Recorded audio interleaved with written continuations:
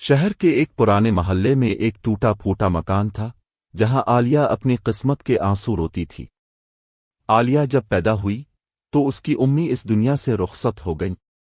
بس پھر کیا تھا، محلے والوں اور گھر والوں نے اسے منحوس کہنا شروع کر دیا۔ عالیہ کے ابا شفیق صاحب ایک نہایت شریف اور چھوٹی نوکری کرنے والے انسان تھے۔ انہوں نے گھر سنبھالنے کے لیے دوسری شادی کی۔ نئی امی حمیدہ جب آئیں تو شروع میں بہت پیار دکھایا، مگر جیسے ہی اس کی اپنی دو بیٹیاں انم اور ارم پیدا ہوئیں، حمیدہ کا اصلی روپ سامنے آ گیا۔ قدرت کا کھیل دیکھیے، حمیدہ کی دونوں بیٹیاں چاند جیسی گوری چٹی تھیں اور عالیہ بالکل کوئلے جیسی کالی۔ اب ایک ہی گھر میں اندھیرا اور اجالا دونوں ساتھ پل رہے تھے۔ عالیہ صبح سب سے پہلے اٹھتی، جھاڑو پونچھا کرتی، سب کے جھوٹے برتن مانجتی، پر بدلے میں اسے ملتی تھیں تو صرف جھڑکیاں اور تانے۔ جب بھی گھر میں کوئی مہمان آتا، حمیدہ عالیہ کو باورچی خانے میں چھپا دیتی اور اپنی گوری بیٹیوں انم اور ارم کو پارلر سے تیار کروا کر سامنے لاتی۔ اگر غلطی سے عالیہ سامنے آ جاتی تو حمیدہ کہتی، یہ دور کی رشتہ دار ہے، گھر کے کام میں مدد کرتی ہے۔ وقت گزرا تو شفیق صاحب کو عالیہ کے رشتے کی فکر ہوئی۔ ایک دن جب رشتے والے آئے تو شفیق صاحب نے ضد کی کہ عالیہ ہی چائے لے کر جائے گی۔ عالیہ کانپتے ہاتھوں سے چائے کی ٹرے لے کر کمرے میں آئی، لیکن جیسے ہی لڑکے والوں نے اسے دیکھا سب کے منہ بن گئے۔ لڑکے کی ماں نے سب کے سامنے حقارت سے کہا، بھائی صاحب، ہمیں تو کوئی حور پری چاہیے تھی، اب ہمارے سامنے یہ کوئلہ اٹھا لائے۔ اس کے ساتھ بازار نکلتے ہوئے بھی ہمارے بیٹے کو شرم آئے گی۔ مہمان بنا چائے پیے چلے گئے۔ اس رات عالیہ جائے نماز پر بیٹھ کر ٹوٹ کر روئی، یا اللہ، کیا میرے اندر دل نہیں ہے؟ مجھے اس ذلت سے نجات دے دے۔ مگر اسے کیا پتہ تھا کہ اللہ اس کی تقدیر میں کیا بہترین انعام لکھ چکا تھا۔ پھر ایک دن محلے میں دھوم مچ گئی۔ شہر کے سب سے بڑے کروڑ پتی سیٹ حاجی سلیمان کا بیٹا سمیر لندن سے پڑھ کر واپس آیا تھا۔ وہ امیر ہونے کے ساتھ ساتھ بہت دیندار تھا۔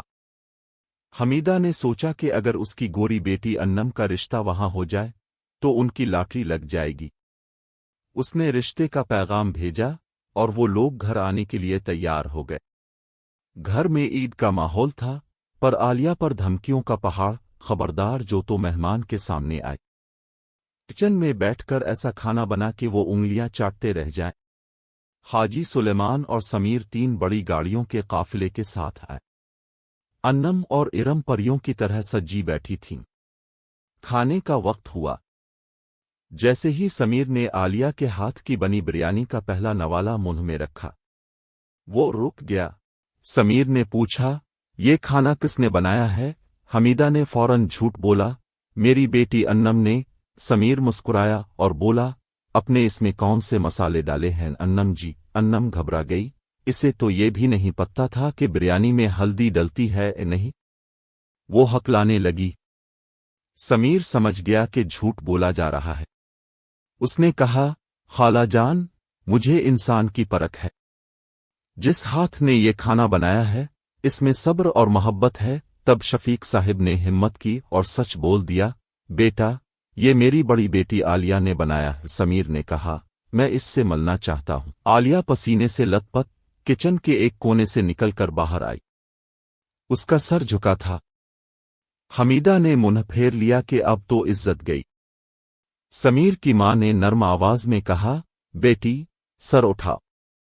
عالیہ نے جیسے ہی نظر اٹھائی، اس کی کالی آنکھوں میں ایک ایسی حیا اور پاکیزگی تھی جو میک اپ والے چہروں میں نہیں ہوتی۔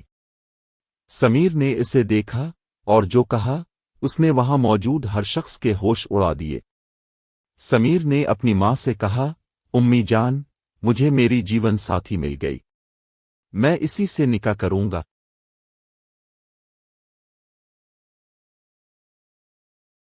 حمیدہ چیخی، سمیر بیٹا، یہ کوئلہ ہے کوئلہ، تمہیں کوئی ماڈل چاہیے؟ مگر سمیر کا جواب سنیے، خالہ جان، جسے اب کوئلہ کہہ رہی ہیں، مجھے اس میں ہیرا دکھائی دے رہا ہے۔ लंदन में मैंने बहुत गोरी चमड़ी देखी है, पर मुझे ऐसी बीवी चाहिए थी जिसकी रूह में नूर हो।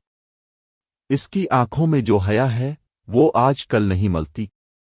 खूबसूरती वक्त के साथ ढल जाती है, पर सीरत हमेशा रहती है। बस फिर क्या था? आलिया जो कल तक किचन में छपी रहती थी, शहर के सबसे बड़े अमीर घराने की रानी बनकर बहाल हुई। समीर ने उसे हर खुशी दी। अगर आपको ये कहानी पसंद आई हो तो ओदी खुसा स्टोरी हब को ज़रूर सब्सक्राइब करें, वीडियो को लाइक करें और कमेंट में अपनी राय ज़रूर दें। मिलते हैं अगली वीडियो में, तब तक के लिए अल्लाह हाफिज।